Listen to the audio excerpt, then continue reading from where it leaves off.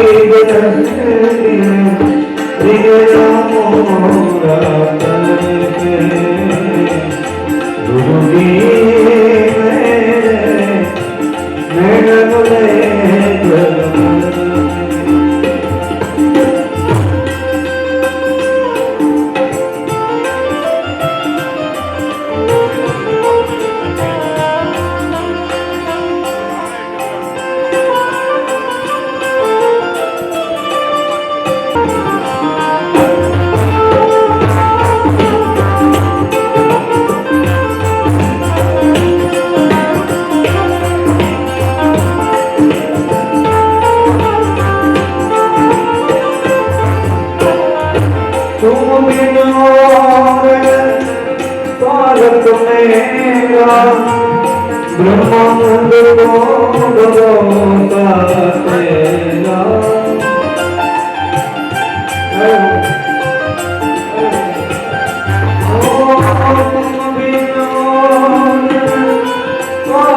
मेरा ब्रह्मानंद को भरोसा तेरा गिनती करते हूँ मैं तो दिखने से हूँ गुरु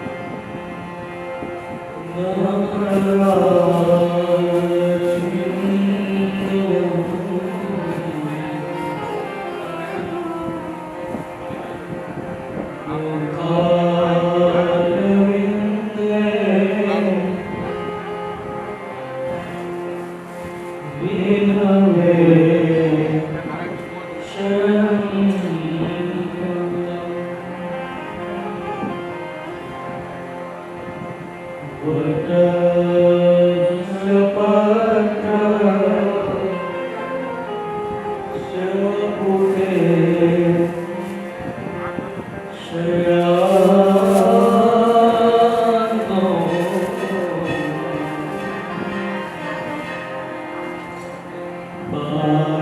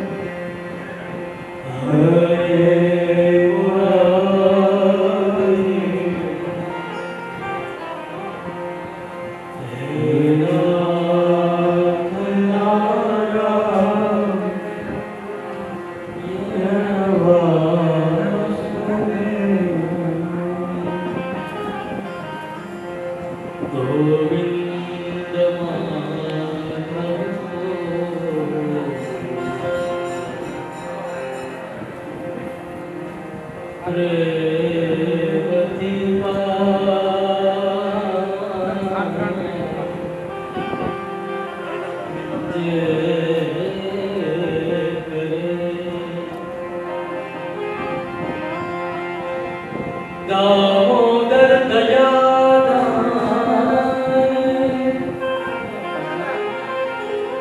दामोदर दया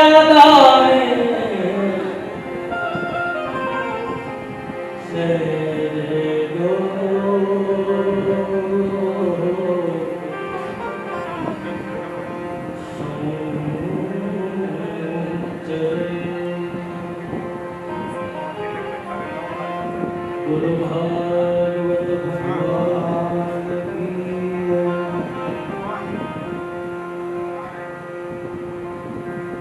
हे मारा द्वारिका नाथ भजो कृष्ण मुरारी कृष्ण मुरारी हे मारा द्वारिका नाथ भजो कृष्ण मुरारी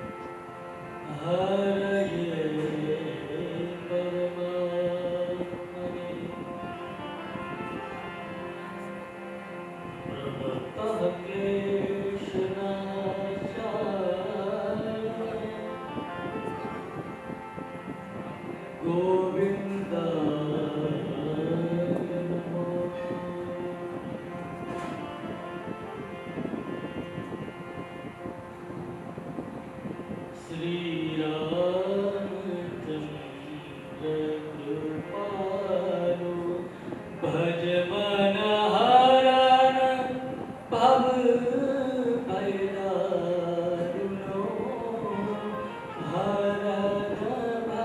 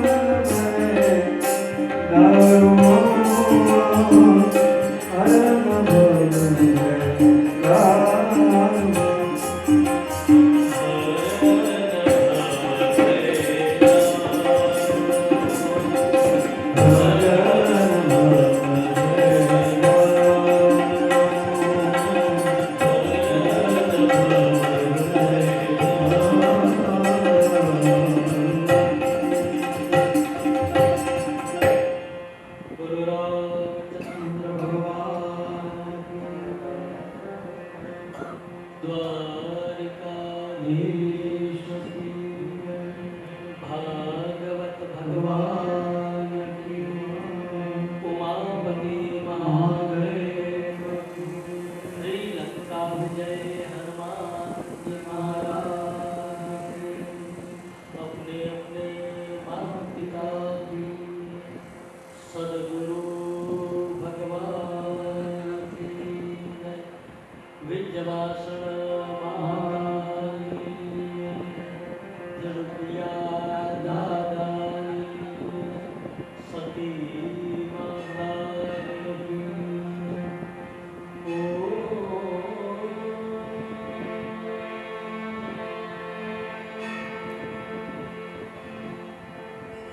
नमः पार्वती पतये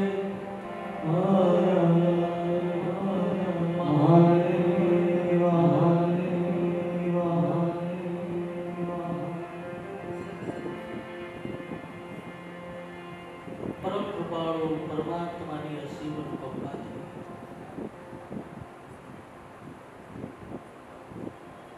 तापी मैयानी परम सानिध्यમાં भगवान जगन्नाथ जी અને શ્રીલંકા વિજય હનુમાનજી મહારાજ ની પરમ સાનિધ્યમાં રામચંદ્રદાસ બાબુની ભજન ભૂમિમાં અને જેઠવા પરિવાર આવ્યો છે. આ કથાના મનોરથી એવા જેઠવા પરિવાર અને પૂજ્ય બાપુની શ્રીમદ શ્રી એકદારાણી મહામંડલેશ્વર શ્રી સીતારામદાસ બાપુની અધ્યક્ષતામાં આવો આપણે સૌ સાથે મળી અને 7મા દિવસની પ્રથમ સત્રની કથામાં ભાગવતી ભાગીરથી ગંગામાં નિમજ્જન કરીએ, સ્નાન કરીએ. કથા છે જ અદભુત કવિતા મૈયા ગંગા અને સકલ લોક જગ પાવની ગંગા છે. આ કથા જ અદભુત છે. આ એ જગતને આખા વિશ્વને રંજન આપે છે, આખા વિશ્વને શાંતિ આપે છે, પરમ સુખ આપે છે. અને કથામાં શું કામ આવીએ છીએ? હું તમે મારા તમારા જીવનના થાકને ઉતારવા માટે કથામાં કથાનું ઊંધું કરો તો શું થાય? આ થાકને ઉતારવા માટે કથામાં આવીએ છીએ. કથા શું કામ છે? બીજા અર્થમાં કહીએ તો કથા છે એ મારા ને તમારા જીવનની વ્યથાને દૂર કરવા માટે કથા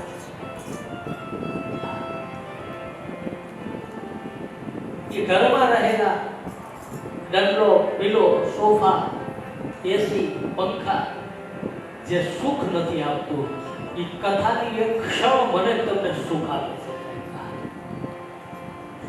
નકર શું કામ? તમે બધું જ છે, ભગવાનની પૂર્ણ કૃપા છે સાહેબ, અને છતાંય અહીંયા 3 કલાક, 4 કલાક, 4.5 કલાક અહીંયા પસાર કરો છો તો એનો મતલબ એમ છે કે અહીંયા તમને કાંઈ ને કાંઈ સુખની પ્રાપ્તિ થાય છે જે ઘરે નથી મળતી.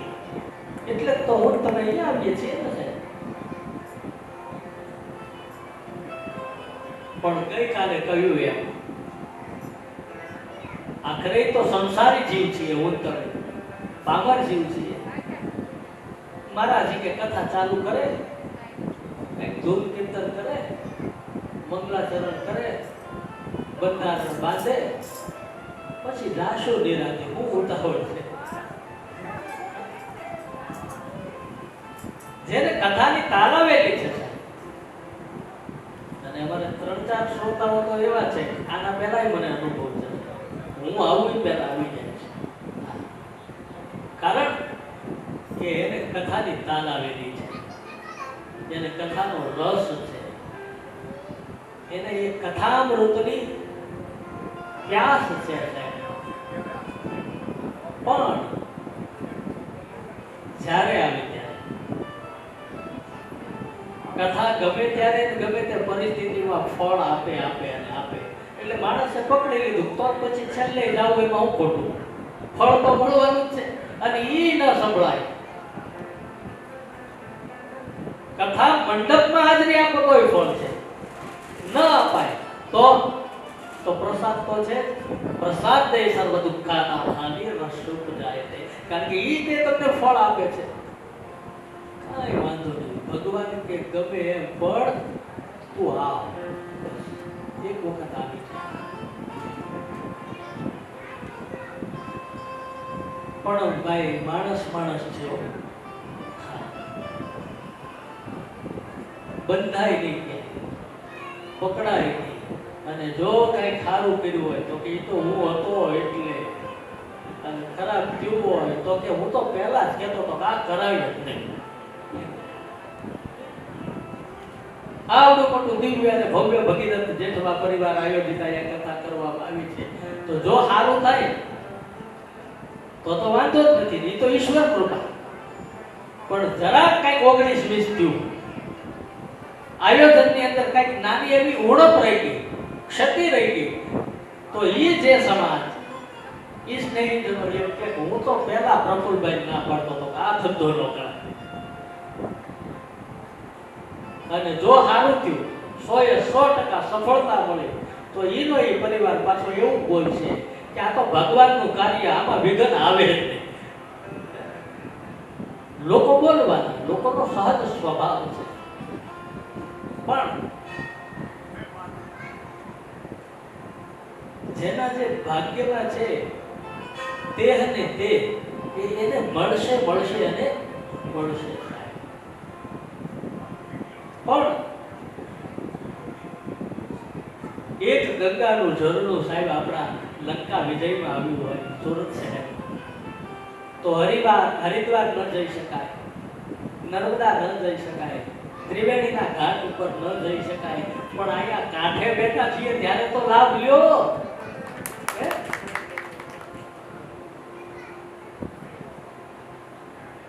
પણ નહીં સાહેબ. અને અમાર તો ભગવત કૃપા, સદગુરુ ભગવાનની પૂર્ણ કૃપાથી કદાચ શ્રોતા સાંભળે કે ન સાંભળે, પણ તાપ્તીની ગોદમાં બેઠા અહીંયા જગન્નાથ ભગવાન લંકા વિજય દાદો ઈ તો સાંભળે છે ને. અહીંયા અમારા પર એ જ પૂર્ણ કૃપા છે સાહેબ. અને કથા તો એને સંભળાવવાની હોય, કારણ કે આપણે આપણી જીભને પાવન, આપણી જીભને પવિત્ર કરવાની છે, આપણા મનને સ્વસ્થ કરવા માટે કથા છે. અહીંયા બીજા અન્ય કોઈ માટે છે જ નહીં. અને વ્યાસપીઠ ઉપર બેઠા શું હું આપને ઉપદેશ આપું છું? નહીં. જે કથાને વ્યાસજીએ સુખદેવજીને આપી અને સુખદેવજી મહારાજે પરીક્ષિતને આપી, સદગુરુ ભગવાનના કૃપાથી જે કાંઈ અનુભવ અભ્યાસ થયો એ હું આપની સૌની સાથે વહેંચું છું સાહેબ. કે મને મળ્યું એ સૌને મળે. અહીંયા વિદ્વતાની કોઈ વાત છે ને, આપણા બેવી કઈ છે નહીં. આપણને આવડતું નથી, આપણને આવડે શું? જરીક આવડી જાય ત્યાં વેત ઊંચા. અને જોજો જીવનમાં થોડીક સમજણ દુઃખ બહુ આપે, આના કરતા ન હોય હાલ. ફલાણો આમ કરતો હતો, ફલાણો આમ કરતો હતો, કાંઈ સુરમાં મેળ નહીં, તાલમાં મેળ નહીં, રાગમાં મેળ નહીં. આ સમજણ દુઃખ આપે છે. અને આમથી માનવ જીવનનો સહજ સ્વભાવ આપણી કરતા નીચો હોય ને એની બહુ તકલીફ, ઊંચો હોય એની તો તકલીફ હોય. હવે આમાં હું બગાડું પણ તોય 4.5 કલાક નીકળી જાય. સેવા પરમો ધર્મ. સેવા એ છે ને આ જગતમાં સૌથી કઠણ કોઈ કામ હોય બાપુ, તો સેવા ધર્મ કઠિન જગ જાના. સેવા જેવું આ જગતમાં કોઈ કઠણ કામ જ નથી. ઈ કીધું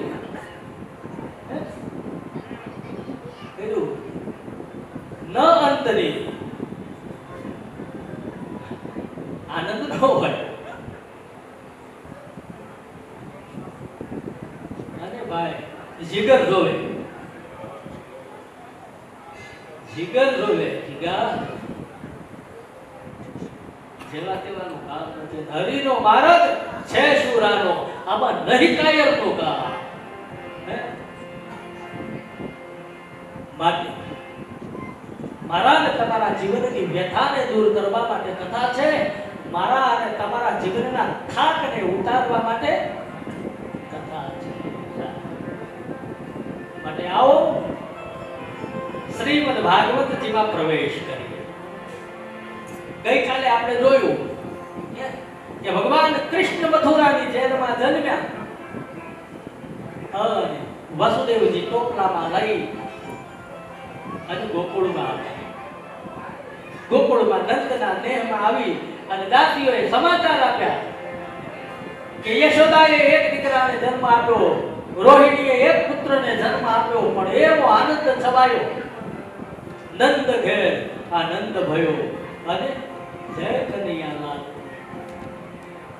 કેવો ઉત્સવ મનાવ્યો, મજા આવી, આનંદ આવ્યો. મજા આવી કે ન આવી?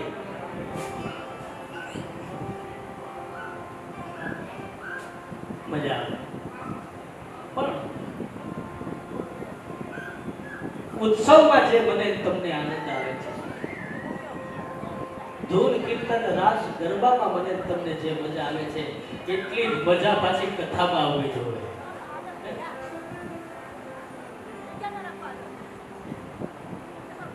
श्रीमद् भागवत 18,000 श्लोक में आपने કહ્યું, द्वादश स्कंद 12 स्कंद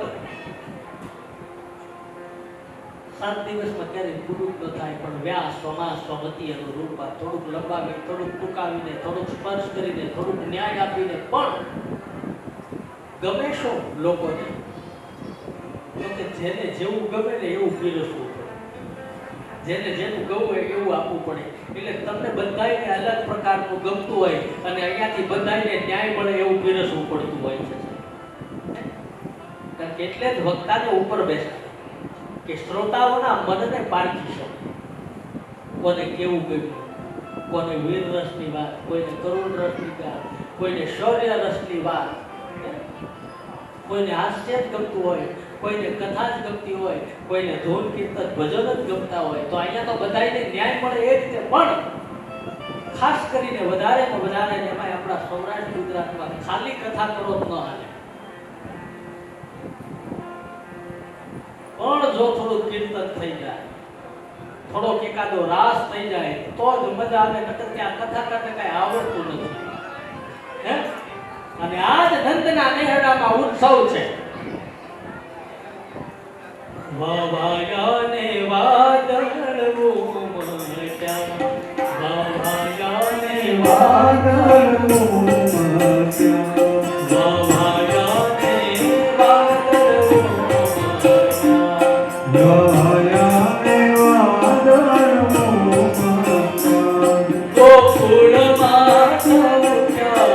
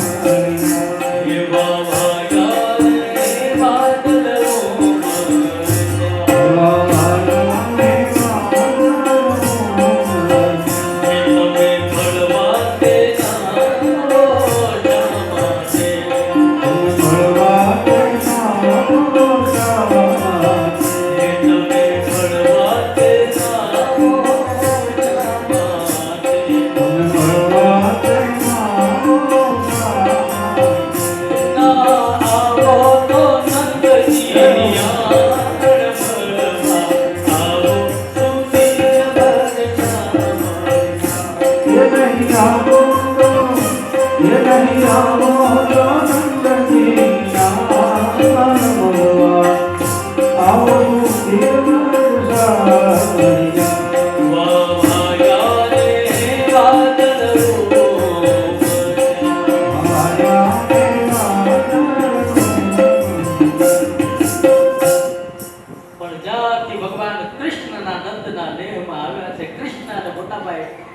બલદાવની બંને ભાઈઓ, એક શ્યામ એક ગૌર. પણ ત્યાં તો એવું વ્રજની વ્રજાંગનાઓ, ગોપાંગનાઓ એક પછી એક માં યશોદાના આંગણે આવી કહે કે હે માં અમને તારા લાલાના દર્શન કરાવ. પણ હજી તો નાનું છે, સમાચાર મળ્યા છે. આમ ધીરે ધીરે એક પછી એક એટલી ભીડ વધી. એટલું જ નહીં, પણ જ્યાં ભગવાન કૃષ્ણજી આવ્યા છે અને એવા સમાચાર કૈલાસના શિખર ઉપર ભગવાન શિવને મળ્યા અને તરત ભાગ્યા. કારણ કે પરશિષ્ટ છે, અખિલ બ્રહ્માંડનો નાયક ભગવાન કૃષ્ણ નારાયણ સ્વરૂપ આવ્યા છે. તો બોલે એક વખત બાલ સ્વરૂપના દર્શન કરવા જવું જોઈએ. અને ત્રેતાયુગમાં રામ આવ્યા ત્યારે ભગવાન કૃષ્ણ, ત્યારે શિવ ગયા હતા. અને આજ કૃષ્ણ આવ્યા તોય તાલાવેલી ચાલો જલ્દી જઈ અને ભગવાન બાલ કૃષ્ણના એ બાલ સ્વરૂપના હું દર્શન કરું. એટલે સાધુના એ વેશમાં ભગવાન શિવ આવ્યા, ગોકુળમાં આવ્યા તો ખરા, પણ નંદના એ આંગણામાં જે આવ્યા એટલે હવે એક તો મૃગ ચર્મધારી છે, મસ્તિષ્ક ઉપર જટા બાંધેલી છે. અને દાસીઓએ સમાચાર આવ્યા કે હે માં, હે યશોદા, કોઈ સાધુ મહાત્મા આવ્યા છે ને ભિક્ષાવૃત્તિ કરી રહ્યા છે. બોલે સાધુ મહાત્મા આવ્યા હોય તો આજ એને આપો અનેક પ્રકારનું દાન, આજ એને જે ભિક્ષા જોઈએ તે આપો. અને નંદના ખજાને ક્યાં ખોટ છે. એટલે દાસીઓ દ્વારા ભિક્ષા પીરસવામાં આવી શિવજી. લ્યો મહારાજ, શિવજીએ કહ્યું ભિક્ષા માટે નથી આવ્યો, પણ હું તારા લાલાના દર્શન કરવા માટે આવ્યો. એટલે ભિક્ષા નહીં આપવું જ હોય તો તમારા બાલ લાલાનું દર્શન કરાવો, કારણ કે હજી નામ પાડ્યું નથી. દાસીઓ પાછી આવી અને યશોદાને કીધું મહારાજ ભિક્ષા લેતા નથી. બોલે તો કે એને આપણા લાલાના દર્શન કરવા.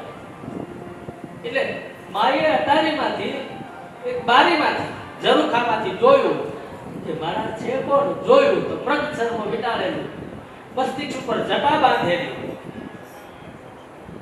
બોલે આ સાધુડાને દર્શન કરાવો. આ મેલો ગેલો સાધુ દર્શન કરવા કેમ દેવા? ક્યાંક નજર લાગે તો, કઈક કામણ કર્યું હોય તો, કઈક મારા લાલા ઉપર ટૂચકો કર્યો હોય તો ના. પણ આ તો સાંભ સદાશિવ, દેવોનો દેવ મહાદેવ આજે શ્રી કૃષ્ણના દર્શન કરવા માટે આવ્યા છે. યશોદાએ દર્શન કરવાની ના પાડી કે મારા લાલા નથી, એનું મુખ દર્શન ન કરાવે. પણ ભગવાને એવું કામણ કર્યું મહાદેવ, તે કૃષ્ણ રડવા લાગ્યા. ચોધાર આંસુએ રડવા લાગ્યા, એવો આક્રોશ કર્યો. પણ જ્યાં પોતાની ગોદમાં લઈ અને કૃષ્ણએ ભગવાન શિવનું દૂરથી દર્શન કરાવ્યું સાધુનું, ચાર આંખ મળી એટલે એને કહ્યું કે ભગવાન તમારું દર્શન તો થયું, પણ આ રીતે નહીં.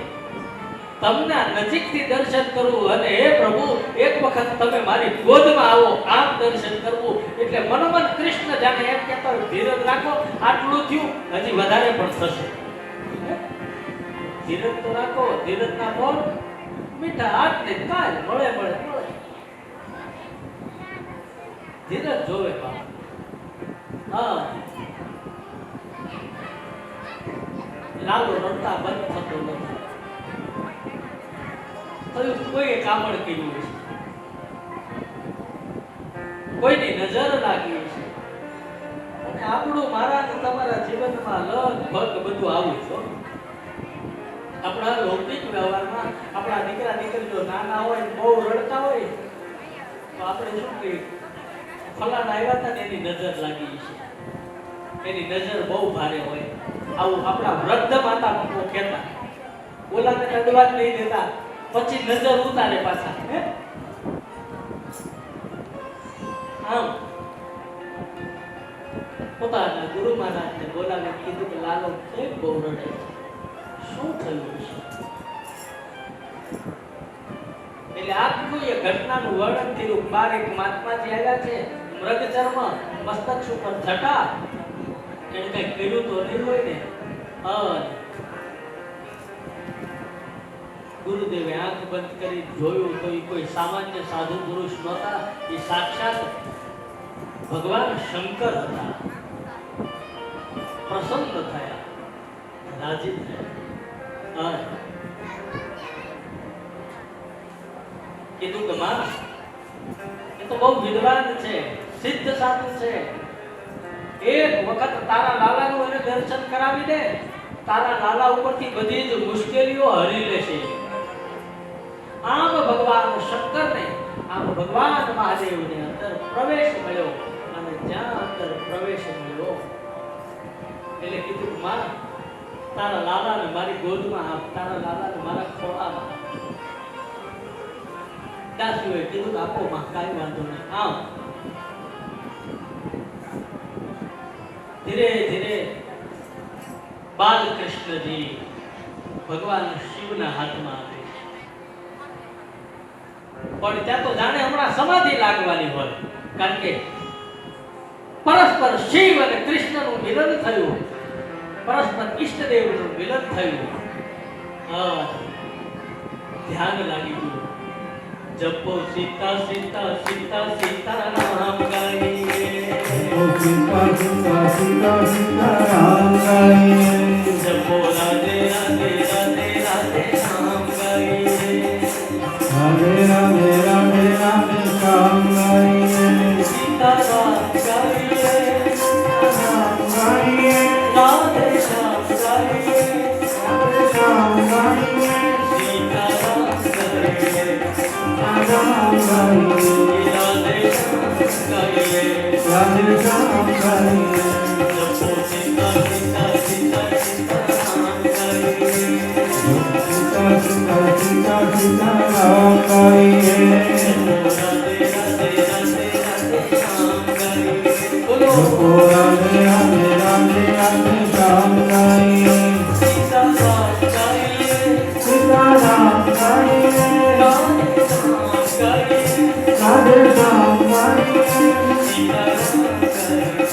સીતારામ ગાઈએ, રાધે શ્યામ ગાઈએ. અહીંયા ભગવાન શિવજીના હાથમાં અખિલ બ્રહ્માંડનો નાયક, જગત નિયંતા, તુમ કરતા તુમ પાલન હરતા, હે જગત મુખ્યા કૃષ્ણ શિવના ચરણમાં આવ્યા, શિવના હાથમાં આવ્યા, શિવની ગોદમાં આવ્યા. પરસ્પર રામ કૃષ્ણ અને શિવની દ્રષ્ટિ મળે. દાસીઓએ કીધું કે હે માં, તારો લાલો છે, બહુ રડે છે ને. આ મહાત્માજીને કે બહુ સારું જ્યોતિષ વિદ્યા જાણે છે. અને ભગવાન શિવજી હવે કૃષ્ણના ગુણ અને દોષનું વર્ણન કરે છે, એના ભાવિનું વર્ણન કરે. પણ હવે સ્વયં વિધાતા છે, પોતે જ વિધાતા છે. અને મહાદેવ આજ એનું વર્ણન કરે છે કે હે તારો લાલો છે ને, એ બહુ ગુણવાન છે, બહુ શીલવાન છે. રૂપવાન તો કહેવાય નહીં, કારણ કે કાળો છે.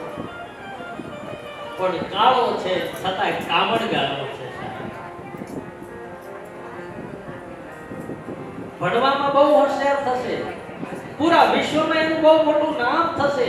અને એટલું નહીં, પણ એક દિવસ તારો દીકરો સુવર્ણી સોનાની નગરીનો રાજા. ઓહો, અને લગભગ આવું બન્યું. માતા પિતાને પોતાનો દીકરો હાવ નાનો હોય ને, એટલે જ્યાં એના વખાણ થાય ને, આ માતા પિતાઓ ગમે બહુ. ભણવામાં હોશિયાર, શસ્ત્રમાં હોશિયાર, મોટો થશે એટલે રાજા થશે, આખા એ જગતનું કલ્યાણ કરશે, સુંદર રાજકન્યાને પરણીને આવશે. આમ એક પછી એક ગુણનું વર્ણન કરતા જાય. અને લગભગ આપણું આવું જ કે નહીં. ઘોડિયામાં હોય ને, ઘોડિયાની દોરી ખેંચતા ખેંચતા માતાઓને એક જ ઈચ્છા હોય કે ક્યારે જલ્દી મોટો થાય અને ક્યારે પરણાવીએ, ક્યારે વહુ આવે. પણ હજી મોટો થવા દે, હજી ઘોડિયા છે. ખબર નહીં શું સાસુમાં સ્વાદ છે. ઠીક છે, પણ અહીંયા માં યશોદાની આ જ ભૂમિકા છે. અને ભગવાન શિવે કીધું કે હે માં, તારો નારો સર્વગુણ સંપન્ન છે. આટલું કહી બાળલાલાને ઠાકોરજીને યશોદાની ગોદમાં આપ્યા. અનેક પ્રકારનું દાન, પણ દાન માટે નહીં, દર્શન માટે આવ્યા છે. અને આટલું જ નહીં, પણ એક શિવજી નથી આવ્યા તો કે દેવ સ્વરૂપ બધા જ કોઈને કોઈ ગોપાંગનાઓ બની અને ભગવાન કૃષ્ણની ચરણ સેવામાં કૃષ્ણ પહેલા વ્રજમાં આવી ગયા છે. અને બધા જ ઋષિ મુનિ સાધુ સંતો પોતપોતાના આશ્રમોને છોડી અને વ્રજમાં નાની નાની કુટિયાઓ બનાવી અને કૃષ્ણના દર્શન કરવા આવે, યશોદાના આંગણે ભિક્ષા માંગવા આવે, લાલાના દર્શન કરવા આવે. માડી તારા કેટલા એ જનમની રે કમાણી રે નગરાણી તારા આંગણા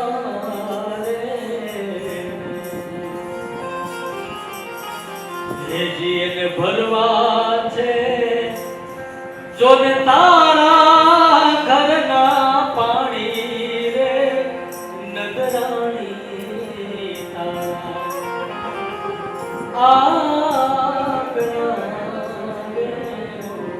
હે માં, આજ સાધુ સંતો ભિક્ષા લેવા આવે ત્યારે કહે હે માં, તારા કેટલા જન્મના પુણ્યનો ઉદય થયો કે આજ સાક્ષાત શ્રી હરિ તારા આંગણામાં રમવા આવ્યો છે સાહેબ, તારો ખોળો ખોદવા આવ્યો છે. ધન્ય છે માં યશોદા. એક પછી એક સાધુ સંતો બ્રાહ્મણો બધા જ આવતા જાય છે. પણ આજ નંદ બાબાએ પોતાના ઘરે લાલાનો જન્મ થયો ને એટલે પહેલું શુદ્ધિકરણ કર્યું. તબ નાંદીમુખ શ્રાદ્ધ, નાંદીમુખ શ્રાદ્ધ કર્યું સાહેબ. પછી તો કે અનેક પ્રકારના પોતાના ગુરુજનોને દાન દક્ષિણા આપવામાં આવી. પોતાના જે પૂજારીઓ હતા, પોતાના કુલગુરુ હતા, પણ એટલાને નહીં, નગરના તમામ બ્રાહ્મણોને દાન આપવામાં આવી. અને આપણે હરખમાં જેથી ઉત્સવ હોય ને ત્યારે આપણે ત્યાં આવેલા આપણા ગુરુજનો, સાધુ સંતો, આપણા બ્રાહ્મણો એને જ ભૂલી જાય. ભૂલવાનો હોય, હરખમાં જ ભૂલી જાય સાહેબ. બધું કરીએ, પૈસાની રલમચલ કરી દઈએ, પણ મુખ્ય જે આપણા આચાર્યો હોય, આપણા બ્રાહ્મણો હોય, એને ભૂલી જાય છીએ સાહેબ. એને દક્ષિણા આપવી જોઈએ. અહીંયા અનેક પ્રકારનું દાન દક્ષિણા બહુ લૂંટાવ્યું. વસ્ત્રનું દાન, અન્નનું દાન, આભૂષણોનું દાન, હાથી, ગાયો, ઘોડા, અનેક પ્રકારનું દાન. આમ ધીરે ધીરે દિવસો પસાર થાય છે. પણ હવે મથુરામાં શું પરિસ્થિતિ છે? અહીંયા તો કૃષ્ણ આવી ગયા, પણ હવે મથુરા જઈએ. શ્રી સુખદેવજી મહારાજ મને તમને મથુરા લઈ જાય કે મથુરા એ કારાવાસની અંદર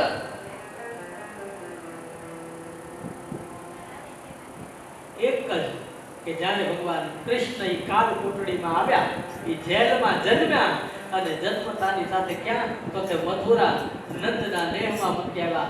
અને યશોદાની ગોદમાં જે કન્યા હતી એને લઈ અને ફરી એક વખત મથુરા જેલમાં આવ્યા. અહીંયા ભગવાન કૃષ્ણએ ફરી એક લીલા કરી. બધાય જે રાત્રિના 12 વાગ્યાના સમયે બધા સૂઈ ગયા હતા, એ વાસુદેવ પાછા જ્યારે આવ્યા, દેવકીની ગોદમાં એક કન્યાને મૂકી, યોગમાયા કન્યાને મૂકી. સવાર થયું, બધા જ જાગ્યા અને રડવાનો બાળકીનો અવાજ આવ્યો. અવાજ આવતાની સાથે કંસને સમાચાર આવ્યા કે દેવકીએ એક કન્યાને જન્મ આપ્યો. નવાઈ લાગી, કારણ કે આકાશમાં તો એવી આકાશવાણી થઈ હતી કે હે કંસ, દેવકીનો 8મો સંતાની તારો કાળ બનશે.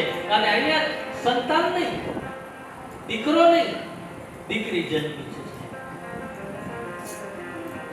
નવાઈ લાગી, આશ્ચર્ય થયું. અને એ જ સમયે કંસે એ કન્યાને ઝૂંટવી અને જ્યાં પ્રહાર કરવા ગયો અને એ જ સમયે આ કાંઈ પુત્રી થોડી હતી, આ તો સાક્ષાત ભગવાનની મોકલેલી દેવ માયા હતી. કંસના હાથમાંથી છૂટી ઉડી આકાશમાં અને કીધું કે હે કંસ, તારો કાળ તો ક્યારનો જન્મી નીકળી ગયો છે. આમ કંસને ચિંતા થઈ, પોતાના દ્વારપાળોને કંસ ખીજાયો. આટલો બધો પહેરી ચોખ્ખો અને છતાંય કંસને ચિંતા થઈ કે જાઓ, આજુબાજુમાં મથુરા હોય, ગોકુળ હોય, નાના નાના કસ્બા, નાના નાના નેહડામાં, નાના નાના કુબામાં જઈને જાઓ કે તાજા જેટલા જન્મેલા બાળકો છે આપણાને મારી નાખો.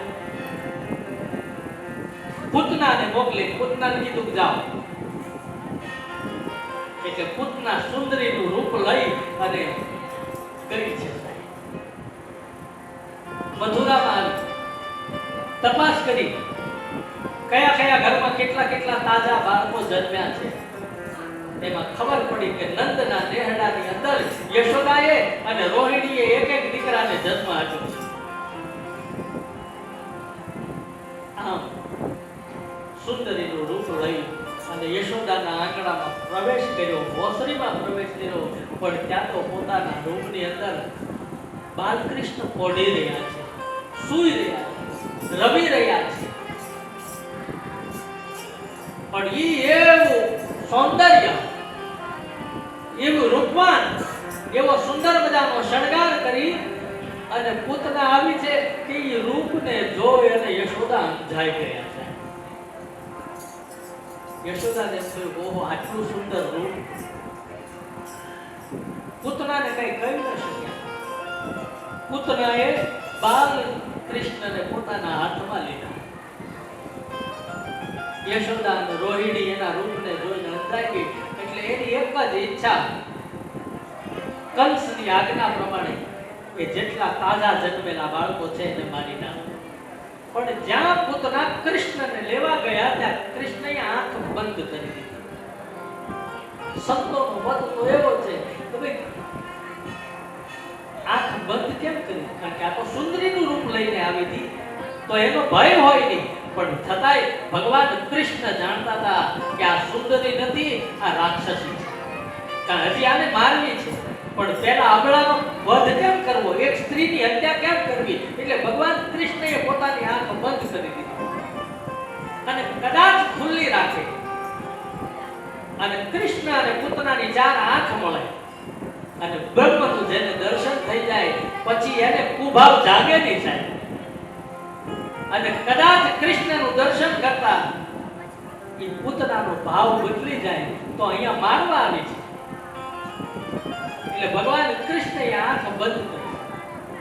પૂતનાએ કૃષ્ણને લીધું, પણ પોતાની છાતીમાં વિષ, કાળમુખ વિષ લગાડીને આવી કે આ કૃષ્ણને મારી છાતીએ લગાડું, એ પૈપાન કરે, પેટ ભરે અને વિષ એના મુખમાં જાય એટલે આ બાલકૃષ્ણનું મૃત્યુ થાય. અને જ્યાં પોતાની છાતી સામે લગાવ્યો કૃષ્ણ પૈપાન કરવા માટે, પણ આજ કૃષ્ણ પૈપાન કે વિષપાન નથી કરતા, પૂતનાના પ્રાણ ચૂસી રહ્યા છે. અને જ્યાં પ્રાણ ચૂસવા અંતરની વેદના, પીડાઓનું સહન ન થયું અને પૂતના છે આક્રંદ કરવા લાગી, અવાજ કરવા લાગી, રાડો પાડવા લાગી, ચીસો પાડવા લાગી. અને જોયું તો યશોદા અને રોહિણી આ શું? પણ રૂપવાન સ્ત્રી, સુંદર સ્ત્રીનું રૂપ લઈને આવેલી પૂતના ધીરજ ન રાખી અને પોતાના મૂળ સ્વરૂપમાં આવી ગઈ. રાક્ષસીના રૂપમાં વિકરાળ કાય, વિકરાળ શરીર ધારણ કર્યું. કૃષ્ણને લઈને ઉડવા ગઈ, પણ કૃષ્ણએ પોતાનો પ્રાણ ચૂસી લીધો. અને કૃષ્ણ નંદના આંગણામાં પડી, પણ ત્યાં તો દોડો દોડો દોડો પહોંચી ગઈ. નંદ ઘરે નથી, નંદ બાબા ઘરે ન હતા. શું કામ? તો કે મથુરાની રાજધાનીમાં, મથુરા રાજ્યની અંદર ગોકુળ આવતું. એટલે કંસને કર ભરવા માટે, કંસને વેરો ભરવા માટે નંદ બાબા ગયા. વેરો ભરીને પાછા આવતા હતા. અહીંયા પૂતનાનું મૃત્યુ થયું. આખું એ વ્રજ ભેગું થયું. લોકો કઈ સમજી જ ન શક્યા અને પૂતનાની છાતી ઉપર તળો લઈ રહ્યા છે બાળ કૃષ્ણજી. કોઈ દાસીએ લઈ પણ ત્યાં તો અહીંયા યશોદાને ગુચ્છાને સ્વસ્થ કર્યા, કૃષ્ણને તેડી લીધા. સમજાતું નથી કે આ કેવી રીતે શક્ય બને. આમ નંદ બાબાને સમાચાર આપ્યા. ફરી વાળી સ્વસ્તિ વાચન થયું.